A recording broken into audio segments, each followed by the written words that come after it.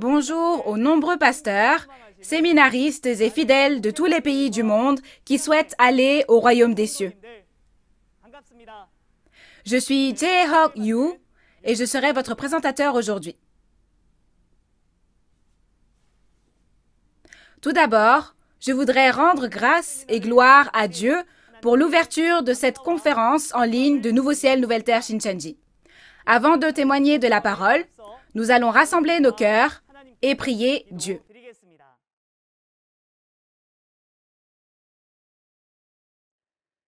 Dieu notre Père très saint, qui est plein d'amour et de grâce, nous vous remercions sincèrement de nous avoir permis de vivre dans l'amour de Dieu en nous donnant aujourd'hui une vie et un souffle précieux.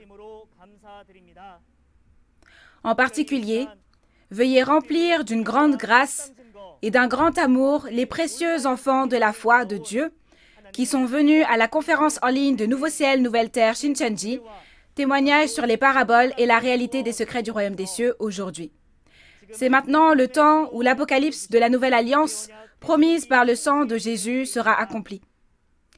Pour les églises qui espèrent aller au royaume des cieux, selon les paroles de la nouvelle alliance, Jésus a envoyé son messager, le président de Nouveau Ciel, Nouvelle Terre Shincheonji, et l'a fait témoigner de tous les événements de tous les chapitres de l'Apocalypse.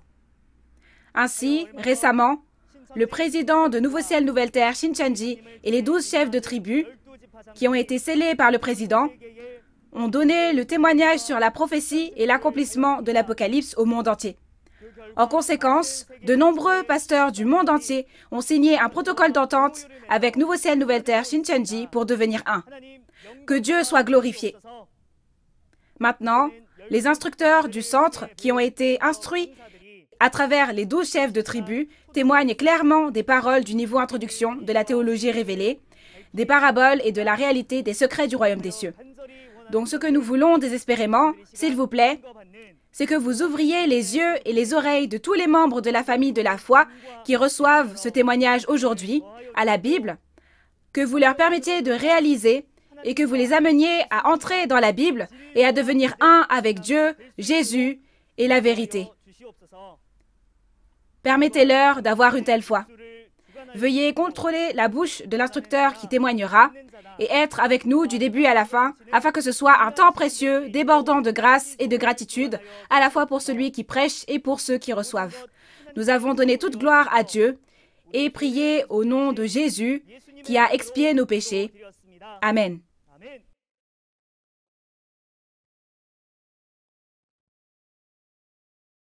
Conférence en ligne de Nouveau Ciel, Nouvelle Terre Shincheonji. Témoignage sur les paraboles et la réalité des secrets du royaume des cieux. Aujourd'hui, dans la continuité de la dernière fois, nous allons vous parler de la leçon 2 sur les notions basiques de la Bible. À travers le témoignage de cette parole, j'espère que ce sera un temps précieux pour rendre gloire à Dieu en réalisant clairement par qui la Bible a été écrite, quel genre de livre c'est, et ce qui y est écrit, et pourquoi les croyants devraient pratiquer une foi basée sur la Bible. Maintenant, nous allons accueillir l'instructeur Young-Chol Park de la tribu de Pierre, qui témoignera de la parole de Dieu. Bonjour aux pasteurs, séminaristes et fidèles du monde entier qui souhaitent aller au royaume des cieux et obtenir la vie éternelle. Je suis Young-Chol Park, un instructeur du centre, et je me tiens ici aujourd'hui après avoir appris la parole révélée du chef de la tribu de Pierre, un des 12 chefs de tribu de Nouveau Ciel, Nouvelle Terre Shincheonji. Notre chef de tribu a appris les paroles de la théologie révélée du président de Nouveau Ciel, Nouvelle Terre Shincheonji, Man-Hee Lee, et nous a tout témoigné. Je témoignerai aussi sans ajouter ni retrancher à ce que j'ai vu et entendu. Vous assistez actuellement à la conférence en ligne de Nouveau Ciel, Nouvelle Terre Shincheonji, témoignage sur les paraboles et la réalité des secrets du royaume des cieux. Les paroles que vous apprendrez avec moi aujourd'hui porteront sur la leçon numéro 2, les notions basiques de la Bible. Toutes les personnes présentes aujourd'hui ont une Bible, n'est-ce pas? Comment est-ce lorsque vous lisez la Bible? C'est très difficile à comprendre, n'est-ce pas? C'est le livre le plus lu, mais on dit aussi que c'est le livre le plus difficile au monde. Mais ne vous inquiétez pas trop. Si vous apprenez ces notions basiques de la Bible avec moi aujourd'hui, vous pourrez comprendre la Bible et les personnes autour de vous vous diront « Waouh, tu es vraiment devenu incollable sur la Bible !» Vous entendrez ce genre de choses. Alors, ouvrez grand vos yeux, vos oreilles et également votre cœur, et que ce soit un temps au cours duquel vous réalisiez cette précieuse parole. Nous allons d'abord voir le contenu de la référence principale concernant la parole que nous allons apprendre aujourd'hui. Lisons la parole de 1 Jean 5,13. Je vous ai écrit ces choses afin que vous sachiez que vous avez la vie éternelle, vous qui croyez au nom du Fils de Dieu. Dans 1 Jean 5, verset 13, il est dit que la raison pour laquelle l'apôtre Jean nous a donné la Bible est pour que nous puissions savoir qu'il y a la vie éternelle. Ainsi, ceux qui connaissent bien la Bible peuvent parler et témoigner de la Bible, c'est-à-dire de cette vie éternelle. Il y a 8 notions basiques dans la Bible que nous allons apprendre ensemble aujourd'hui. Laissez-moi vous parler de cela d'abord. Premièrement, la Bible est le livre de la promesse. Le livre de la promesse signifie que c'est une promesse sous forme de texte, de document. La Bible que nous regardons est un livre et un texte, n'est-ce pas? Ainsi, on peut dire que c'est le livre de la promesse dans lequel des promesses sont écrites. Et deuxièmement, nous apprendrons le fait que la Bible est la parole écrite par Dieu, l'écriture de Dieu. Si c'est l'écriture de Dieu, ce n'est pas écrit par les hommes. Un livre écrit et donné par Dieu est l'écriture de Dieu. Et troisièmement, nous diviserons la Bible selon son contenu. Quels sont les différents contenus de la Bible? Et comment peut-on reconnaître ces contenus? Nous allons découvrir cela. Quatrièmement, nous verrons que la Bible est une histoire de guerre. Dans la Bible, ceux qui appartiennent à qui et qui vont émerger et se battre et se faire la guerre. Et quel genre de guerre se déroulera? Et à qui appartenons-nous en menant cette guerre? Connaître de telles choses fait référence à la 4e notion basique de la Bible. Et cinquièmement, nous examinerons l'importance de la prophétie et de son accomplissement. Nous regarderons qu'est-ce que la prophétie et qu'est-ce que l'accomplissement, et nous verrons combien nous en avons besoin dans notre vie de foi. Sixièmement, nous verrons les 7 périodes qui composent le flux de l'histoire biblique. Il y a plusieurs périodes dans la Bible, mais de quelle période s'agit-il aujourd'hui? Nous vérifierons cela. Septièmement, nous verrons le processus de l'accomplissement des prophéties. Ce que l'on appelle processus fait référence à l'ordre. Les prophéties ne s'accomplissent pas juste comme ça. Elles s'accomplissent dans l'ordre, donc nous vérifierons cela. Et enfin, nous verrons le but dans lequel Dieu a écrit la Bible en 8e point. Nous pourrons voir que le but de la rédaction de la Bible est de nous sauver et de nous donner la vie éternelle, et non la mort due au péché. De cette façon, nous allons maintenant voir ces 8 points qui sont les 8 notions basiques de la Bible. Vous êtes impatient de commencer? Alors, je vais vous les expliquer point par point. Voici la première notion basique de la Bible.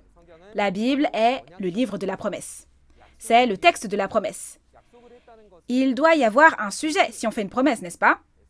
Oui. La Bible est une promesse qui a été faite avec qui? Dans la Bible, ces personnes avec qui on a fait une promesse sont appelées le peuple élu. La Bible est la parole adressée au peuple élu. Ce peuple élu est ce que nous pouvons lire dans Psaume 89, verset 3. Le peuple qui a été choisi et qui a fait une alliance s'appelait le peuple élu. Et les expressions faisant référence à ce peuple élu ne sont pas juste le peuple élu, mais il existe diverses expressions dans la Bible qui décrivent le peuple élu. Quelles expressions y a-t-il? De manière représentative, le peuple élu est exprimé en termes d'Israël, de Juda, de Jérusalem ou de Sion. Ainsi, lorsque nous lisons la Bible et voyons ces expressions, nous devons savoir que Ah, on est en train de parler du peuple élu. Et puisque cette Bible est une promesse écrite, essayons de sectionner la Bible. Si nous divisons la Bible selon cette promesse même, nous pouvons la diviser en deux promesses. Quelles promesses pouvons-nous distinguer? D'abord, il y a l'Ancien Testament, puis il y a le Nouveau Testament. Cet Ancien Testament signifie « ancienne promesse ».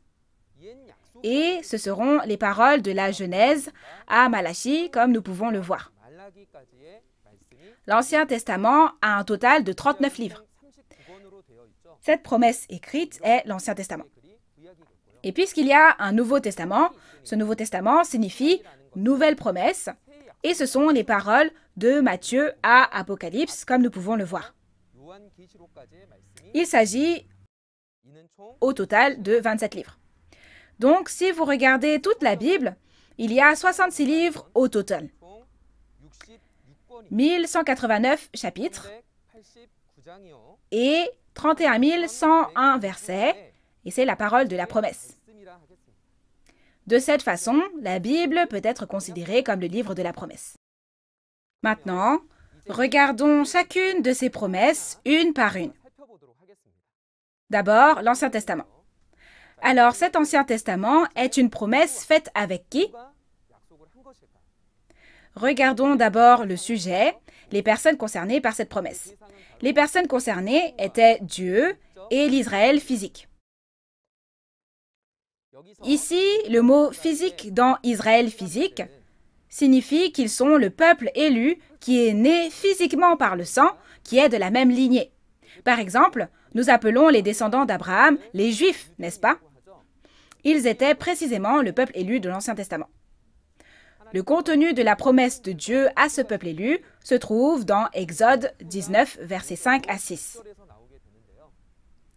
Dieu leur a dit à travers Moïse que s'ils gardaient bien l'alliance, s'ils la respectaient bien, il deviendrait pour lui un royaume de prêtres et une nation sainte. Par conséquent, il ne les bénit pas juste sous prétexte qu'ils sont le peuple élu. Mais comme nous le voyons ici, ils doivent respecter l'alliance, n'est-ce pas? De telles promesses sont appelées des promesses conditionnelles dans la Bible. Il y a des conséquences en fonction de si l'on tient ces promesses ou non. Vous pouvez vérifier cela dans Deutéronome 28.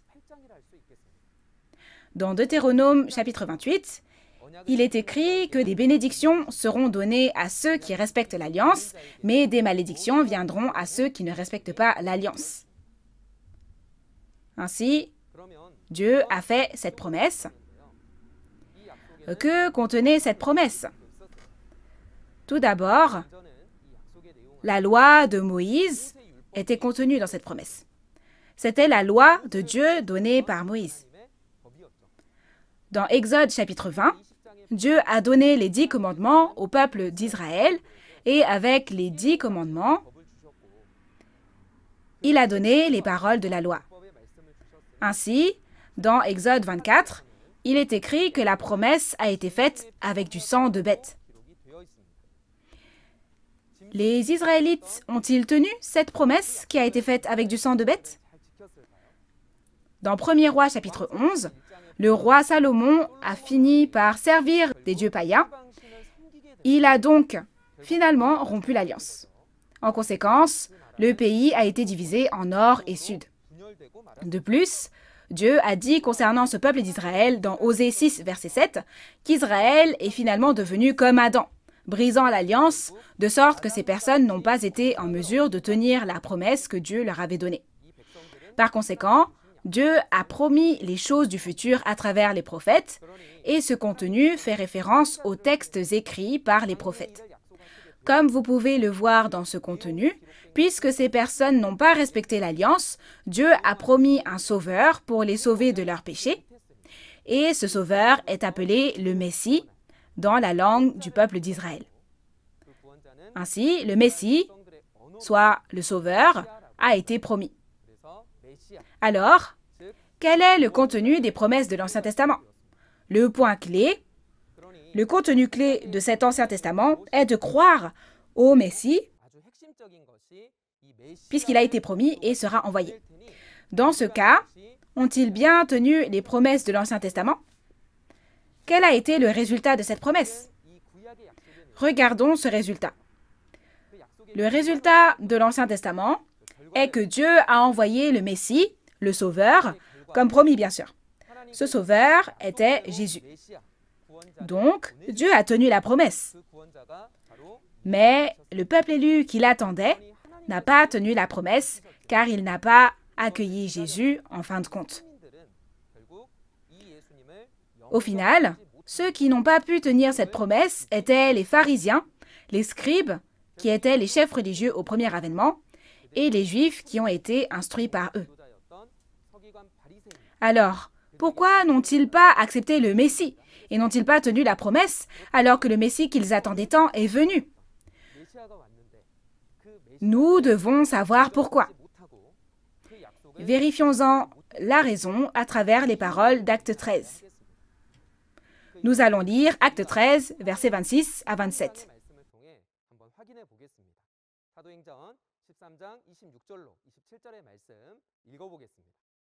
Mes frères, vous qui êtes les descendants d'Abraham, et vous qui craignez Dieu et qui êtes présents parmi nous, c'est à nous que Dieu a envoyé cette parole de salut. En effet, les habitants de Jérusalem et leurs chefs n'ont compris ni qui était Jésus, ni les paroles des prophètes qui sont lues chaque jour de sabbat. Et voici qu'en condamnant Jésus, ils ont accompli ces prophéties. Dans Acte 13, la raison pour laquelle ils n'ont pas tenu cette promesse est bien expliquée. La raison en est qu'ils ne connaissaient pas les paroles de Jésus ni des prophètes, alors ils ont finalement tué Jésus. Jésus était l'accomplissement de la réalité qui est venue comme promis dans l'Ancien Testament, et comme les paroles des prophètes sont des prophéties écrites en tant que paroles de promesse, ils n'ont pas pu tenir la promesse parce qu'ils ne connaissaient pas les prophéties ni leur accomplissement. Aujourd'hui, nous devons nous aussi réaliser ces prophéties qui sont devant nous et leur réalité qui s'est accomplie afin que nous puissions devenir des enfants qui tiennent la promesse. Puisqu'ils n'ont pas réussi à respecter l'Ancien Testament comme ceci, une nouvelle promesse a commencé et c'est le Nouveau Testament.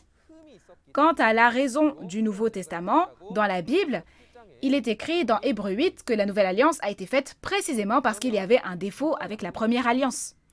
Alors, avec qui cette promesse a-t-elle été faite? Dieu a dit qui était concerné par cette promesse, et cette promesse a été faite entre Jésus et l'Israël spirituel. Il y a le mot spirituel ici. À la différence du peuple élu de l'Ancien Testament, ceux dont l'esprit appartient à Dieu sont le nouveau peuple élu, l'Israël spirituel. Nous les appelons les chrétiens. Qui sont-ils? C'est vous et moi, n'est-ce pas? Quant à la raison et au processus pour que ces personnes deviennent le peuple élu de Dieu, dans Jean 1, il est dit que ceux qui ont accepté Jésus ont reçu le pouvoir de devenir les enfants de Dieu. Ils seront donc le nouveau peuple élu. Quel genre de promesse a été faite avec eux? Cette promesse est d'abord la loi de la liberté. Contrairement à la loi de Moïse, cette loi de la liberté est la loi qui régit non seulement les actions du corps, mais aussi le cœur et l'esprit, l'état d'esprit. Les paroles de Matthieu 5, 6 et 7 en sont un exemple représentatif. C'est la loi qui libère les personnes du péché et c'est pourquoi on l'appelle la loi de la liberté. Luc 22, versets 14 à 20 parle du début de cette promesse du Nouveau Testament. La nuit de la Pâque, la nouvelle alliance a été faite avec le sang de Jésus. Dans ce cas, quelle est la réalité qui est apparue de cette nouvelle alliance qui a commencé? La réponse est l'Apocalypse de Jean. Quand on regarde dans l'Apocalypse, le sang de Jésus était à l'œuvre dans Apocalypse chapitre 1, chapitre 5, Apocalypse chapitre 7 et Apocalypse chapitre 12. Nous avons été libérés du péché par le sang de Jésus et le royaume et les prêtres sont apparus.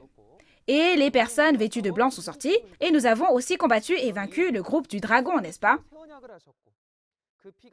Donc si la nouvelle alliance a été faite avec le sang de Jésus et que l'œuvre de ce sang était l'Apocalypse, alors l'Apocalypse est la réalité de la nouvelle alliance. Donc si nous regardons Apocalypse 22, verset 20, après que Jésus a montré toutes ces choses à Jean, il a dit qu'il viendrait très bientôt, ce qui est le second avènement du Seigneur. Ainsi, dans ce Nouveau Testament, non seulement la loi de la liberté, mais aussi les prophéties du second avènement de Jésus sont prophétisées. Nous devons le réaliser et devenir ceux qui tiennent la promesse. Alors, quel sera le résultat de cette promesse? Il y a deux choses principales à la suite de cette promesse. Il y aura ceux qui l'ont tenue et ceux qui ne l'auront pas tenue. Ceux qui l'auront tenue recevront le salut et le royaume des cieux, et ceux qui ne l'auront pas tenue iront à la destruction et en enfer. Alors, comment pouvons-nous respecter cette nouvelle alliance? Dans Hébreux 8, versets 10 à 12, il est dit que la nouvelle alliance est l'écriture de la loi de Dieu dans nos cœurs. C'est comme si on apposait un sceau, un cachet, on dirait que ça a été apposé, paf! Ce n'est que lorsque la loi de Dieu est écrite dans notre cœur que nous pouvons respecter la nouvelle alliance. Pour ce faire, nous devons devenir ceux qui réalisent la loi de Dieu et cette parole. De plus, quel genre de bénédiction obtient-on lorsqu'on la respecte? Dans Apocalypse 1, verset 3, il est dit que « Bénis sont ceux qui gardent les paroles de cette prophétie ». Cette bénédiction est le royaume des cieux promis et la vie éternelle. De cette façon, il a prophétisé les bénédictions pour ceux qui gardent, mais Jésus a aussi écrit des paroles d'inquiétude concernant ceux qui ne garderaient pas. Dans Luc 18, verset 8, il est dit que lorsque Jésus reviendra, verra-t-il la foi au second avènement? Alors, combien de personnes ont la foi dans ce monde aujourd'hui? Mais pourquoi, dans la Bible, Jésus demande-t-il s'il verra la foi au second avènement? Ce n'est pas la croyance commune à laquelle nous pensons, mais la foi qui réalise et croit en cette prophétie et en la réalité qui s'est accomplie selon la prophétie. Nous devons devenir ceux qui réalisent et croient non seulement les prophéties, mais aussi l'accomplissement des prophéties et respectent cette nouvelle alliance dont parle la Bible. Nous avons ainsi vu la première notion basique de la Bible. Passons maintenant à la deuxième notion basique de la Bible. La Bible est la parole écrite par Dieu, soit l'écriture de Dieu. Et puisque c'est un livre, il y a aussi des personnes dans le monde qui ont écrit des textes et des livres, n'est-ce pas? Si la Bible est le texte de Dieu et le livre de Dieu, alors il doit y avoir quelqu'un qui a écrit cette Bible. Qui est-ce? C'est Dieu, pas l'homme, bien sûr. Ainsi, l'auteur de la Bible est Dieu. Alors, puisque Dieu est un esprit, comment a-t-il écrit toute la Bible? Dieu a choisi des hommes pour leur faire écrire sa volonté à chaque époque. Nous les appelons des transcripteurs.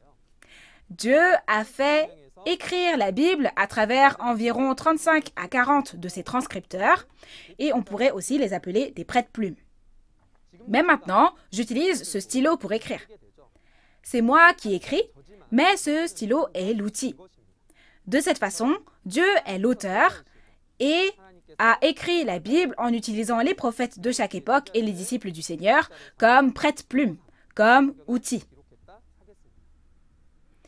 Si c'est le cas, alors comment la Bible a-t-elle été écrite? Par l'inspiration du Saint-Esprit. Dans 2 Timothée 3, verset 16, il est dit que la Bible a été écrite par l'inspiration de Dieu, c'est-à-dire en étant touchée par Dieu. Et dans 2 Pierre 1, verset 21, il est dit que la Bible est ce que ceux qui ont été poussés par le Saint-Esprit ont dit. Ainsi, c'est écrit par l'inspiration du Saint-Esprit. Mais lorsque l'on prêche et enseigne avec la Bible écrite par l'inspiration du Saint-Esprit à la main, est-ce que tout ce qu'on enseigne et prêche est un enseignement de Dieu? La Bible dit qu'il y a deux grands types d'enseignements. Quels sont-ils? C'est l'enseignement du Saint-Esprit et l'enseignement des hommes. Quel genre d'enseignement voulez-vous recevoir? L'enseignement du Saint-Esprit ou l'enseignement des hommes? Tout le monde veut l'enseignement du Saint-Esprit, n'est-ce pas? Si tel est le cas, nous devons vérifier et distinguer de quel type d'enseignement il s'agit. Le premier est l'enseignement des hommes. C'est ce qu'on appelle la connaissance humaine dans la Bible. C'est-à-dire que les hommes enseignent la Bible selon leurs pensées et l'interprétation qu'ils en font. Comment est née cette connaissance humaine? Dans Apocalypse chapitre 5, nous avons vu qu'il y a un livre dans la main droite de Dieu. Et il est dit que le livre était scellé de 7 sceaux. Et comme il était scellé, personne ne pouvait l'ouvrir ni le regarder. Quel genre de livre est donc ce livre scellé? Nous pouvons vérifier la réponse dans Ésaïe 29. En regardant les versets 9 à 13, il est dit que la prophétie est comme un livre scellé. En d'autres termes, la prophétie est devenue un livre scellé. La prophétie fait référence à la parole de la prophétie qui décrit ce qui se passera dans le futur, et la prophétie est devenue un livre scellé. Ainsi, étant donné que le livre mentionné dans Apocalypse 5 était également scellé, nous pouvons voir que ce livre est la prophétie. Si c'est le cas, c'est un temps où les personnes ne pourront pas comprendre les paroles de la prophétie. Mais comme les personnes enseignent à ce sujet, les commandements des hommes sont prêchés. Qu'est-ce que les commandements des hommes? C'est d'enseigner en interprétant et en prêchant ces paroles de Dieu selon la pensée humaine. Quand est-ce que des commandements d'hommes comme ceux-ci apparaissent? Au premier avènement, lorsque les paroles de la prophétie d'Ésaïe 29 se sont accomplies, de tels commandements sont apparus. Au temps du premier avènement, les hommes n'ont pas gardé les commandements de Dieu et ont gardé les commandements des hommes. Ils ont suivi les enseignements transmis de génération en génération et ont rejeté les commandements de Dieu. Quels sont donc les enseignements transmis de génération en génération? Ce sont les enseignements qui ont été transmis pendant longtemps. Et en les suivant, ils ont été incapables de garder les commandements de Dieu à la fin et les ont tous abandonnés. De quoi avaient-ils besoin, vraiment, quand ils étaient dans ce genre de connaissances humaines? C'était la théologie, l'enseignement du Saint-Esprit qui était promis. L'enseignement du Saint-Esprit s'appelle la théologie et la révélation. Il n'était donc pas fermé, mais ouvert. La personne qui a donné une telle révélation était Paul, le disciple du Seigneur au premier avènement. Dans Galates chapitre 1, Paul dit que l'évangile qu'il prêche n'a été ni appris ni reçu des hommes. C'est-à-dire qu'il ne s'agit pas de connaissances humaines. Il est dit que toutes ces choses sont venues par la révélation de Jésus-Christ. Donc, ce qui a été enseigné par la révélation de Jésus-Christ est précisément la théologie. De cette façon, ceux qui apprennent par la révélation sont ceux qui reçoivent la théologie. Et de telles personnes peuvent être appelées étudiants en théologie. On n'est pas un étudiant en théologie parce qu'on fréquente une école de théologie. Mais quand on apprend la théologie enseignée par le Saint-Esprit de cette manière, alors on peut dire qu'on est un étudiant en théologie promis dans la Bible. Si oui, comment cette théologie en vient-elle à être témoignée? Dans 1 Corinthiens 2, il est dit que le Saint-Esprit maîtrise même les choses profondes de Dieu et qu'il nous révèle même les secrets. Alors, ce qui a été écrit par le Saint-Esprit doit être enseigné par le Saint-Esprit, afin que nous puissions tout connaître et réaliser, même les secrets, n'est-ce pas? Si oui, comment une telle œuvre se produit-elle? Dans l'évangile de Matthieu, Jésus a parlé de toutes les paraboles sur le royaume des cieux au premier avènement. Il a parlé du royaume des cieux en parabole, n'est-ce pas? Alors pourquoi a-t-il parlé en parabole? C'est parce qu'il y avait une prophétie dans Psaume 78, verset 2, qui disait que les secrets des temps anciens seraient révélés en parabole à travers les anciens prophètes. À cause de cette prophétie, il a parlé du secret du royaume des cieux en parabole, et il a dit que ce ne sera pas en parabole pour toujours, mais qu'il y aura un temps où, quand le temps viendra, on vous prêchera ouvertement toutes les paraboles des secrets du royaume des cieux, et vous les connaîtrez toutes. Le moyen de le savoir, la réponse est dans le thème de la conférence à laquelle vous avez assisté aujourd'hui. Quel type de conférence est celle d'aujourd'hui? C'est une conférence sur le témoignage sur les paraboles et la réalité des secrets du royaume des cieux, n'est-ce pas? Au fur et à mesure que la réalité de l'accomplissement de ces secrets du royaume des cieux est révélée, à travers cette réalité, nous en venons à réaliser les secrets et les paraboles du royaume des cieux qui sont écrits. Et en réalisant, vous pourrez aller au royaume des cieux promis. Par conséquent, nous devons devenir tous les enfants du royaume des cieux qui découvrent et réalisent le royaume des cieux à travers la théologie révélée, les enseignements du Saint-Esprit pendant ce temps. Nous avons donc vu la deuxième notion basique de la Bible. Passons à la troisième. C'est les différents contenus de la Bible. Si nous divisons la Bible par contenu, elle peut être divisée en plusieurs grandes catégories. Et quelles sont-elles? Elles sont au nombre de 4. On peut dire que c'est l'histoire, l'instruction, la prophétie et l'accomplissement. Alors, comment regarder ce contenu historique? L'histoire parle des événements du passé. Elle doit être vue comme un miroir et un avertissement. En parlant de l'histoire de Moïse dans 1 Corinthiens 10, au verset 11, Paul nous a dit, à nous qui sommes parvenus à la fin des siècles, que nous devrions les prendre comme un miroir et un avertissement. Un miroir est un outil pour se refléter, n'est-ce pas? Lorsque vous vous regardez dans le miroir, vous vous voyez. De cette façon, l'histoire passée de la Bible est comme un miroir qui reflète notre foi. Il faut la prendre comme un avertissement en la regardant. C'est le but pour lequel l'histoire nous est donnée. Deuxièmement, il y a un contenu instructif. Comment doit-on voir le contenu de ces instructions? La raison pour laquelle cela nous a été donné était pour faire de nous des personnes parfaites. Comme nous le voyons dans 2 Timothée 3, versets 16 à 17, il est dit que l'homme de Dieu est rendu parfait par les paroles d'instruction et de réprimande. Nous devons donc devenir ceux qui vivent leur foi et reçoivent les instructions qui nous sont données afin que nous puissions corriger nos erreurs et devenir parfaits. Troisièmement, il y a les paroles des prophéties. Nous allons lire les paroles de Jean 14, 29, expliquant pourquoi les prophéties nous ont été données. Et maintenant, je vous ai dit ces choses avant qu'elles arrivent, afin que lorsqu'elles arriveront, vous croyiez. Selon Jean 14, verset 29, « Je vous ai dit ces choses avant qu'elles arrivent. » Oui, c'est donc une prophétie, n'est-ce pas? Il est dit que la raison pour laquelle on a donné les prophéties était qu'on a écrit les prophéties afin que nous puissions croire quand elles s'accomplissent, c'est-à-dire qu'elles se réalisent. Par conséquent, les prophéties ont été prédites, elles ont été données dans le but de croire quand elles s'accomplissent.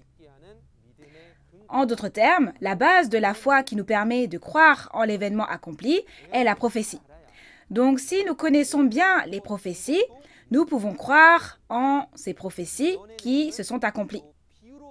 Puisque le contenu de ces prophéties est principalement écrit en paraboles, nous devons connaître les paraboles pour comprendre les prophéties et nous devons devenir ceux qui réalisent les paraboles. Le quatrième contenu fait référence à l'accomplissement. On l'appelle aussi la réalité. Qu'est-ce que c'est? C'est la réalité qui s'est accomplie comme prophétisée. Il y avait des prophéties de l'Ancien Testament dans la Bible, n'est-ce pas? Quand la prophétie de l'Ancien Testament s'est-elle accomplie? Elle s'est accomplie au premier avènement de Jésus, donc la prophétie a été accomplie à travers Jésus au premier avènement. Qu'est-ce qui apparaît à ce moment-là? Oui, la réalité est apparue, n'est-ce pas? C'est pourquoi Jésus a dit dans Jean 19, 30 que tout est accompli. Il a accompli toutes les paroles des prophéties de l'Ancien Testament. De cette façon, la prophétie du Nouveau Testament s'accomplira également. Et le temps venu, la réalité apparaîtra. Quand les prophéties du Nouveau Testament se réaliseront-elles? Tout sera accompli par Jésus au temps du second avènement. Ainsi, dans la Bible, Apocalypse 21, verset 6, dit aussi que cela a été accompli à nouveau, n'est-ce pas? Nous devons savoir que là où il y a des prophéties comme celle-ci, la réalité qui s'accomplit selon les prophéties apparaîtra. Et nous devons devenir des croyants en réalisant la réalité qui s'est accomplie à travers les prophéties.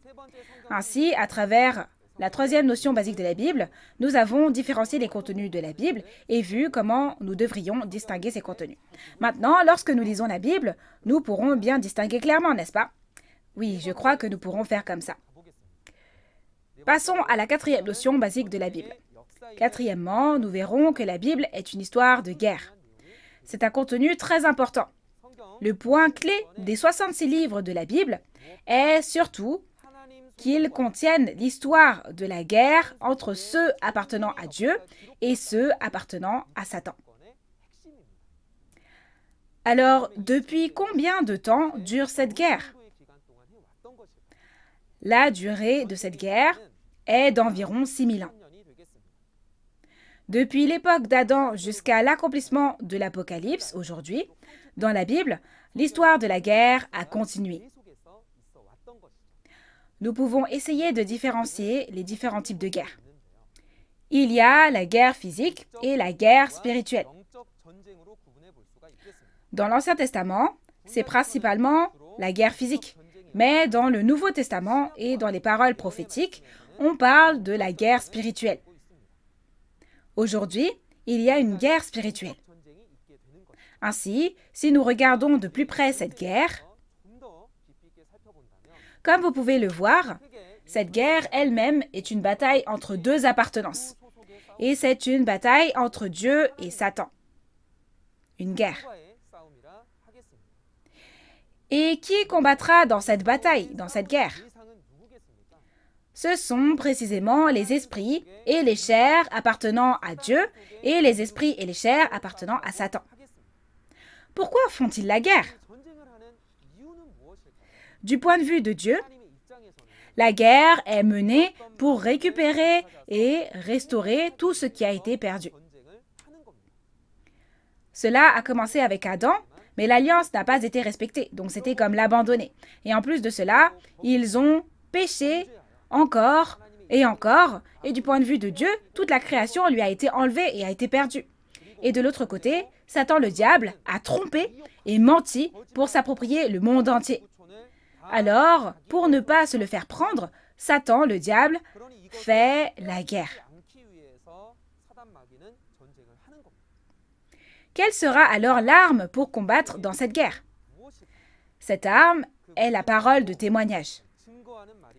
Dieu combat avec la parole de témoignage et il prêche la vérité et fait connaître les faits. Pour Satan le diable, il ne faut pas révéler ce fait, car cela reviendrait à révéler qu'il a tout volé et s'est tout approprié comme s'il en était le propriétaire. Alors, il ment pour bloquer tous les faits et persécute ceux qui connaissent la vérité et ceux qui réalisent la vérité. Et quand on regarde la Bible, on voit qu'il a même tué, maudit, critiqué et ridiculisé. Ce sont toutes des armes de guerre avec lesquelles Satan combat. Alors, à qui appartenons-nous aujourd'hui? Ceux qui appartiennent à Dieu, ce sont ceux qui prêchent la vérité à travers les paroles de témoignage de Dieu plus que toute autre parole. Mais au contraire, ceux qui persécutent, bloquent, mentent et critiquent la prédication de la parole de Dieu appartiennent à Satan. Par conséquent, nous devons réaliser cette appartenance et devenir tous ceux qui appartiennent à Dieu. Nous avons vu l'histoire de la guerre. Ces choses, ce sont des choses que nous devons vérifier dans la Bible et que nous pouvons vérifier dans la Bible. Cette guerre spirituelle a lieu dans Apocalypse 12. Comme nous le voyons dans Apocalypse 12, versets 7 à 11, Michel et ses anges se battent contre le dragon et ses messagers. Ce sont des esprits, n'est-ce pas? Oui, c'est une guerre d'esprits, c'est un combat d'esprits. Cependant, il y a aussi l'enfant et ses frères à cet endroit, et il est dit qu'ils se battent contre le groupe du dragon. Donc, ils sont la chair. La guerre en esprit et en chair se déroule dans l'Apocalypse, où les esprits se battent contre les esprits et les chairs se battent contre les chairs. En ce temps-là, il a été dit que cet enfant et ses frères ont combattu et ont vaincu avec le sang de l'agneau et la parole de témoignage. Donc, l'arme qu'ils ont utilisée est le sang du Seigneur et la parole de témoignage. Ainsi, dans l'Apocalypse, il y a encore une guerre spirituelle jusqu'à la fin, et le résultat de cette guerre est que l'esprit et la chair appartenant à Dieu seront victorieux.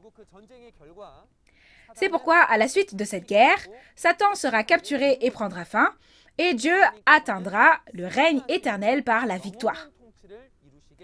Ayant vu ainsi l'histoire de la guerre, nous devons appartenir à Dieu et devenir vainqueurs ensemble à tout prix. Regardons la notion basique de la Bible suivante. Cinquièmement, nous regarderons l'importance de la prophétie et de la réalité. Il y a une parole qui nous permet de bien comprendre cela. C'est que les prophéties de la Bible s'accomplissent forcément et deviennent réalité.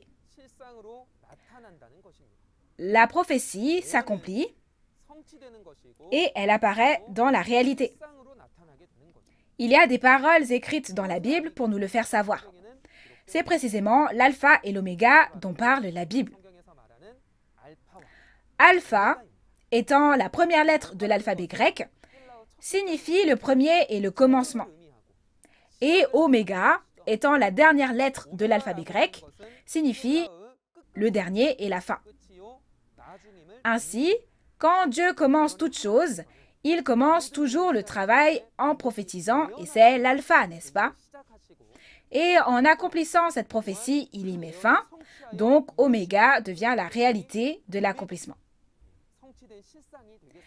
De telles expressions ne se trouvent que dans l'Apocalypse. C'est parce que l'Apocalypse se termine par la restauration et l'achèvement de tout le travail que Dieu a commencé. De plus, il est écrit qu'on ne doit jamais ajouter ni retrancher à la prophétie elle-même écrite de cette manière. Quelle en est la raison? Dieu accomplira les prophéties telles qu'elles sont écrites. Mais si nous ajoutons ou retranchons à ces prophéties, ne devenons-nous pas des personnes qui ne sont pas en mesure de garder les prophéties? C'est pourquoi il a dit qu'il ne faut jamais ajouter ni retrancher aux paroles de la prophétie. Ainsi, les prophéties et l'accomplissement sont très importants pour nous. Ces prophéties et cette réalité se sont accomplies. Comme nous l'avons vu dans l'Ancien Testament, Abraham et Dieu ont fait une alliance. Cette alliance s'est accomplie à l'époque de Moïse et des événements sont apparus, n'est-ce pas?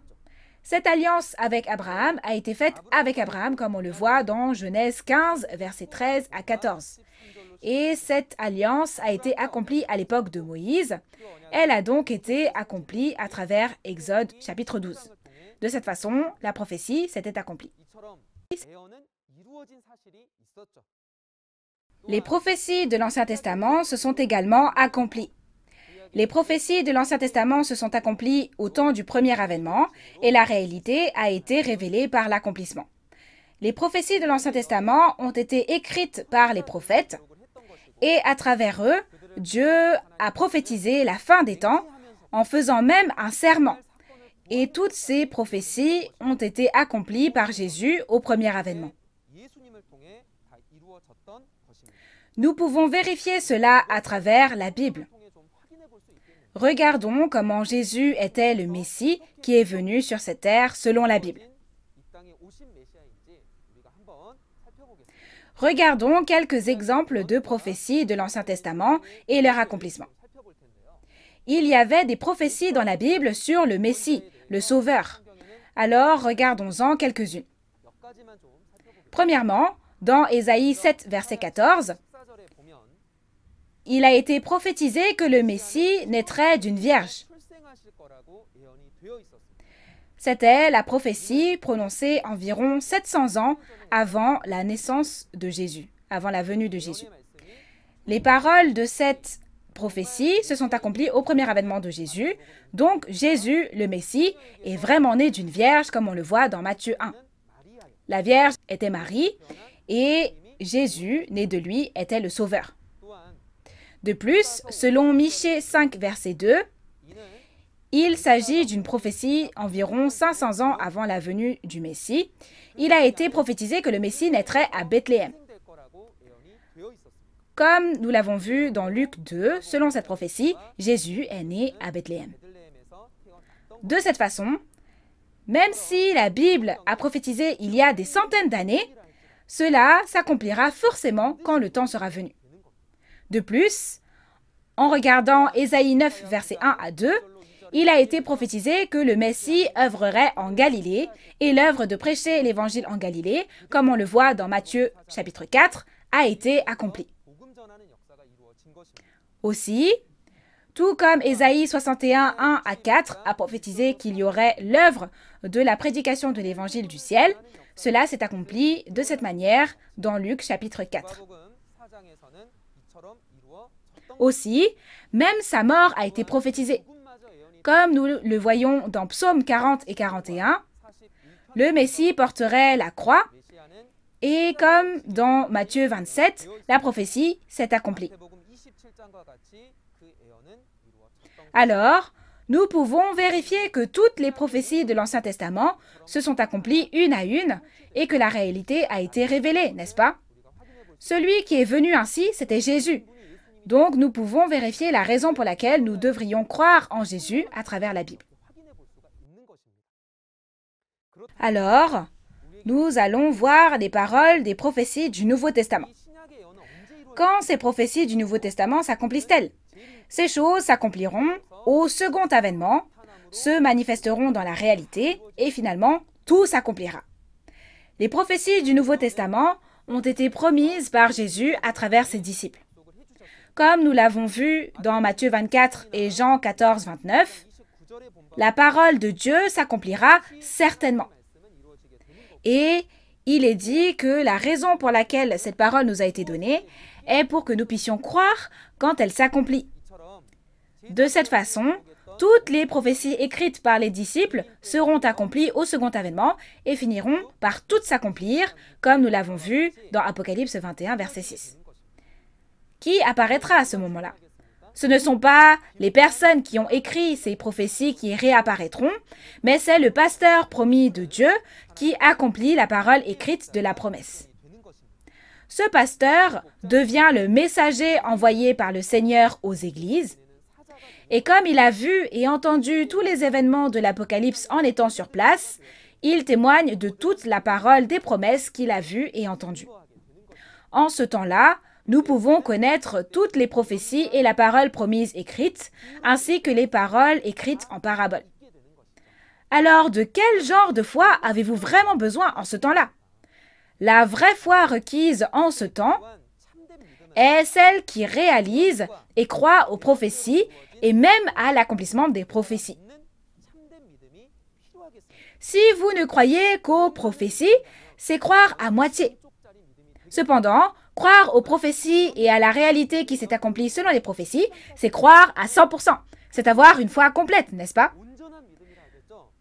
Nous ne devons pas manquer de foi, mais nous devons devenir des personnes qui ont une foi complète. De plus, dans la Bible, il est dit que cette parole est le chemin.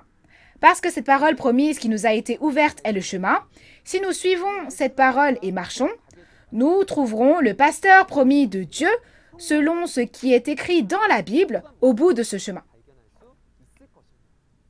Ayant reconnu l'importance de la prophétie et de la réalité de cette manière, nous devons devenir coûte que coûte ceux qui réalisent les prophéties et leur réalité.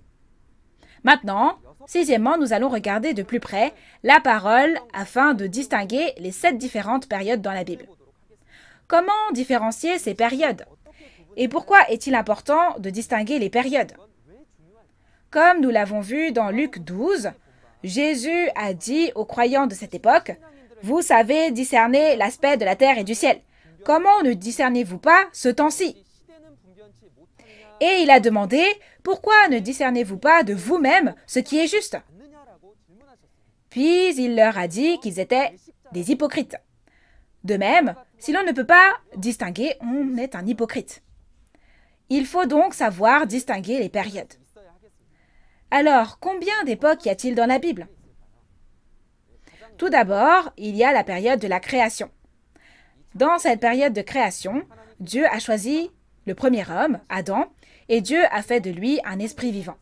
Cependant, Adam n'a pas gardé l'alliance et a été chassé du jardin d'Éden. Et comme Dieu l'a dit, son esprit et sa chair sont finalement morts en mangeant le fruit du bien et du mal. De plus, Parce que les descendants d'Adam qui ont péché n'ont pas tenu la parole de la promesse, non plus, Dieu a choisi Noé, le 9e descendant d'Adam, lui a fait construire une arche et a annoncé que le jugement par le déluge viendrait sur le monde qui avait péché. Cependant, jusqu'à la fin, ils n'ont pas écouté la voix de Noé et ils ont fini par être jugés par le déluge. Après cela, sont aussi écrites les histoires d'Abraham, d'Isaac et de Jacob, descendants de Noé. Cette période est appelée la période de la création.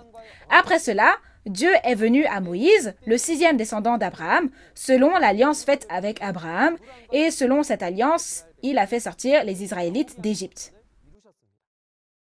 Puis, Dieu a donné la loi à Moïse. Ce sont les commandements, n'est-ce pas? Cette période sera appelée la période de l'Exode et de la loi. La période de l'Exode et de la loi a duré jusqu'au temps de l'œuvre de Josué à Sichem. Ensuite, les Israélites qui sont entrés dans le pays de Canaan devaient respecter l'alliance. Chaque fois qu'ils ne respectaient pas l'alliance, ils étaient envahis par les païens, et à ce moment-là, Dieu envoyait des juges pour les sauver. C'est la période des juges. Par la suite, des rois furent établis dans le royaume d'Israël à la demande du peuple d'Israël. Ils s'appelleront Saül, David et Salomon. Cependant, au temps de Salomon, le roi d'Israël, n'ayant pas gardé la loi de Dieu, Israël a été divisé entre le nord et le sud, et résultat, l'alliance n'a pas été respectée. Cette période est la période des rois. Et après cela, Dieu a fait écrire ce qui arrivera dans le futur par des prophètes. Ceci est la période des prophètes. Après cela, vient la période où ces événements du futur écrits par les prophètes se sont accomplis, où la promesse de l'Ancien Testament s'est accomplie et où le Messie de cette ère est venu selon cette promesse. Ce Messie était Jésus. Jésus et Dieu étaient ensemble. C'est la période de l'évangile du ciel qui a informé du fait que les prophéties de l'Ancien Testament se sont accomplies et a annoncé les événements du second avènement lorsque Jésus revient sur cette terre après son départ. Durant cette période de l'évangile du ciel, étant donné que les disciples du Seigneur et de nombreux pasteurs ont prêché le même message, cette période est la période de l'évangile du ciel, n'est-ce pas? Et après cette période de l'évangile du ciel, comme nous l'avons vu dans Matthieu 24, verset 14, il est dit que l'évangile du royaume des cieux sera prêché dans le monde entier pour servir de témoignage à toutes les nations. Alors viendra la fin. Après que cette période où l'évangile du royaume des cieux est prêché au monde entier est passé, puisque le dernier jour du dernier témoignage est arrivé, la période qui suit sera appelée la période de la recréation et de la révélation. En ce temps-là, le pasteur promis qui a reçu la parole de la révélation apparaîtra et en témoignant de la parole de la révélation, toutes les personnes qui vivaient dans le monde d'avant seront recréées par cette parole de révélation, ce qui sera la période promise de recréation et de révélation. En ce temps-là, nous réaliserons toutes les paroles du dernier livre prophétique, l'Apocalypse, écrit dans la Bible, et nous naîtrons de nouveau avec cette parole. Cette période sera appelée la période de la recréation et de la révélation. Ainsi, nous avons distingué les 7 périodes de la Bible. À quelle époque vivez-vous aujourd'hui? Est-ce encore le temps de prêcher l'Évangile et de le répandre dans le monde entier? Ce n'est pas ça. Nous devons réaliser qu'aujourd'hui, c'est la période promise de la recréation et de la révélation. Nous allons découvrir la 7e notion de base de la Bible, qui est le processus d'accomplissement des prophéties. Comment ce processus est-il promis dans la Bible? Il est promis que cela s'accomplit dans l'ordre de la trahison, de la destruction et du salut. Nous allons apprendre davantage sur ce que sont cette trahison, cette destruction et ce salut. Lisons 2 Thessaloniciens 2, versets 1 à 3. Pour ce qui concerne l'avènement de notre Seigneur Jésus-Christ et notre réunion avec lui, nous vous prions, frères, de ne pas vous laisser facilement ébranler dans votre bon sens, et de ne pas vous laisser troubler, soit par quelque inspiration, soit par quelque parole, ou par quelques lettres qu'on dirait venir de nous, comme si le jour du Seigneur était déjà là. Que personne ne vous séduise d'aucune manière, car il faut que l'apostasie soit arrivée auparavant, et qu'on ait vu paraître l'homme du péché, le fils de la perdition. Comme nous le voyons dans 2 Thessaloniciens 2, qu'est-il demandé aux frères de la foi? Paul parlait de la venue du Seigneur et de la réunion avec lui. Depuis combien de temps attendons-nous la venue du Seigneur? Mais cela ne s'accomplit pas juste comme cela, il y a un processus. Il est dit que la première chose qui s'accomplit est l'apostasie, la trahison. Puis apparaît le fils de la perdition, de la destruction. De quelle trahison parle-t-on? C'est le fait de désobéir à la parole de Dieu et de s'en détourner. Ceci est la trahison. Ensuite vient la destruction. Puis l'œuvre qui consiste à sauver ceux qui se font détruire et de les rassembler au milieu de la destruction s'accomplit. Et c'est l'œuvre du salut qui est promis. Et ce salut sera achevé par l'avènement de Jésus. Témoigner du second avènement du Seigneur selon l'ordre de la trahison, de la destruction et du salut, c'est l'enseignement approprié. Aussi, lorsque cette prophétie s'accomplira, au temps de la trahison, les traîtres apparaîtront. Lorsque la prophétie sur la destruction s'accomplira, les destructeurs apparaîtront. Et au milieu de cela, le Sauveur apparaîtra. L'enseignement correct à propos du second avènement du Seigneur ne se porte pas seulement sur les prophéties, mais aussi sur la réalité accomplie selon les prophéties. Maintenant, nous allons voir le 8e point des notions basiques de la Bible. C'est le but dans lequel Dieu a écrit la Bible. Ce n'est pas la mort par le péché, mais c'est pour nous donner le salut et la vie éternelle. La Bible a commencé avec le péché. La mort était le résultat de ce péché. Il est mentionné dans la Genèse. Comme le premier homme, Adam, n'a pas respecté son alliance avec Dieu et a mangé le fruit de l'arbre du bien et du mal, il est mort selon la parole de Dieu. Romains 6 dit que le salaire du péché est la mort, donc le résultat du péché est la mort. Mais n'est-ce pas le plan de Dieu de nous sauver de cette mort? C'est pourquoi Dieu a voulu que nous soyons sauvés et nous donner la vie éternelle. Selon 1 Timothée 2, verset 4, Dieu veut que tous les hommes soient sauvés et connaissent la vérité. De plus, puisque Dieu a promis cette œuvre consistant à recevoir le salut et à connaître la vérité à un temps promis, et comme nous l'avons vu dans Jean 6, 40, la volonté de Dieu est que ceux qui voient et croient en Jésus aient la vie éternelle. Et cela se fera au dernier jour. Ce dernier jour ne serait-il pas celui du second avènement du Seigneur?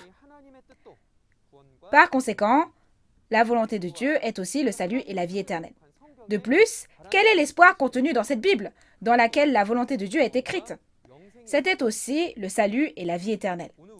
Comme dans la parole que nous avons lue aujourd'hui, dans 1 Jean 5, 13, ce que l'on espère pour ceux qui croient au Fils de Dieu, c'est de leur faire savoir qu'ils ont la vie éternelle.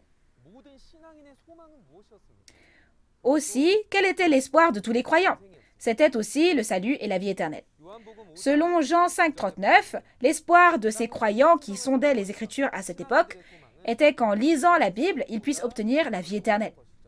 Ainsi, si la Bible que nous avons devant nous est le récit concernant ce salut et cette vie éternelle que Dieu, la Bible et les croyants espéraient, nous devons devenir ceux qui n'en oublient pas le but. Aujourd'hui, nous avons appris les 8 notions basiques de la Bible. Maintenant, permettez-moi de vous donner la conclusion. Premièrement, tous les croyants qui espèrent le royaume des cieux doivent absolument pratiquer leur vie de foi en ayant la Bible comme standard. Les commandements des hommes, les pensées des hommes, les enseignements transmis de génération en génération par l'homme ne peuvent pas en être le standard. Deuxièmement, pour réaliser cette Bible, cette écriture de Dieu, il faut que Dieu qui l'a écrite nous la révèle à travers la théologie révélée par le Saint-Esprit lorsque le temps vient. En ce temps-là, puisque le pasteur promis à travers qui le Saint-Esprit prêche la théologie promise révélée, apparaît, nous devons devenir des personnes qui réalisent cette théologie révélée. Puis troisièmement, nous devons prier pour que Dieu nous donne un cœur qui réalise. Aussi, nous devons coûte que coûte rencontrer Dieu à travers la Bible. Si nous regardons Jean 1, verset 1, il est dit que la parole au commencement était Dieu. Et puisqu'il y a la vie dans la parole, ceux qui rencontrent Dieu à travers la parole obtiendront la vie qu'elle donne. De cette façon, nous en sommes venus à voir cette parole. Cette parole des paraboles des secrets du royaume des cieux nous montre que nous devons connaître cela pour aller au royaume des cieux promis. Les paroles de ces paraboles peuvent être connues lorsque le temps vient, que la réalité apparaît et que l'on en témoigne ouvertement, n'est-ce pas? Nous devons tous réaliser ces paroles des paraboles des secrets du royaume des cieux que nous apprendrons à l'avenir. La prochaine fois, un instructeur plus talentueux que moi viendra témoigner de la parole. J'espère donc que ce sera un temps précieux auquel vous participerez et durant lequel vous réaliserez. Il y a quelque chose que nous devons garder à l'esprit et ne pas oublier. Nous sommes un en Dieu et en Jésus. We are one. Nous sommes un. C'est la fin de ce témoignage. Nous allons prier.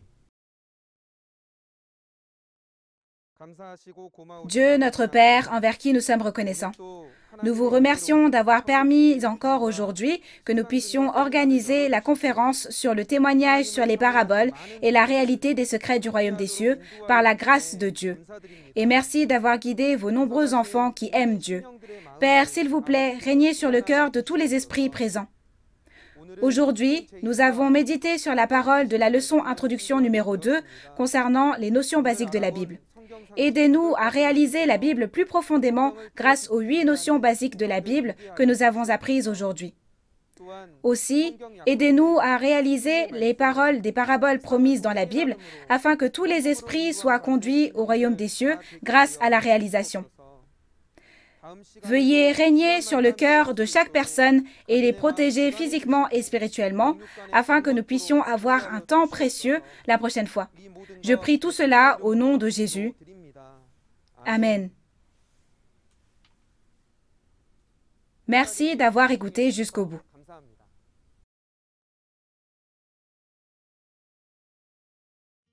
Dans Apocalypse 9, il y a des chevaux qui tuent un tiers des hommes.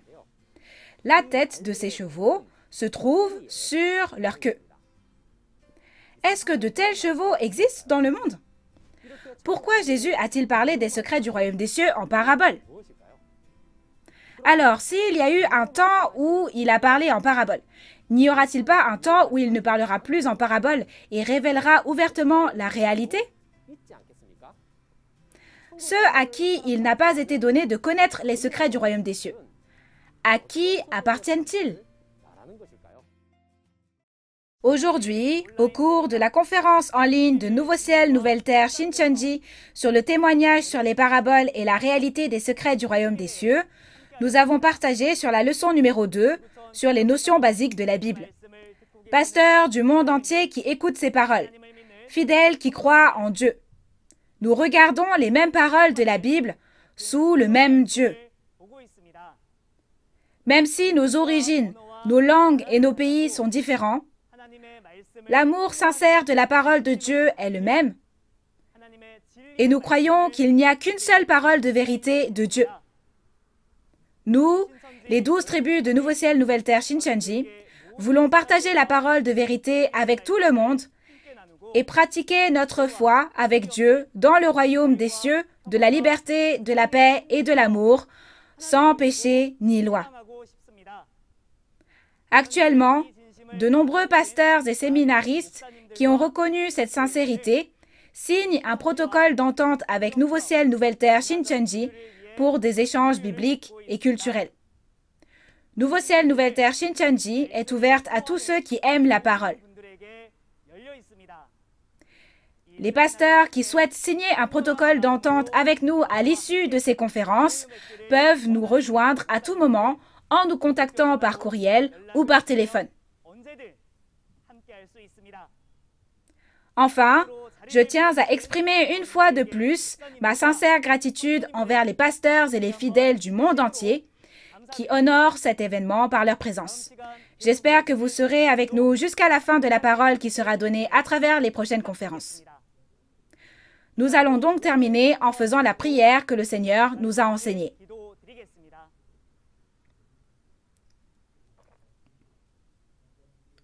Notre Père qui es aux cieux, que ton nom soit sanctifié, que ton règne vienne, que ta volonté soit faite sur la terre comme au ciel.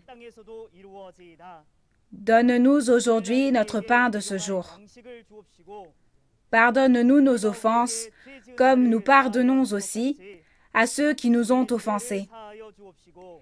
Et ne nous laisse pas entrer en tentation, mais délivre-nous du mal. Car c'est à toi qu'appartiennent le règne, la puissance et la gloire pour les siècles des siècles. Amen.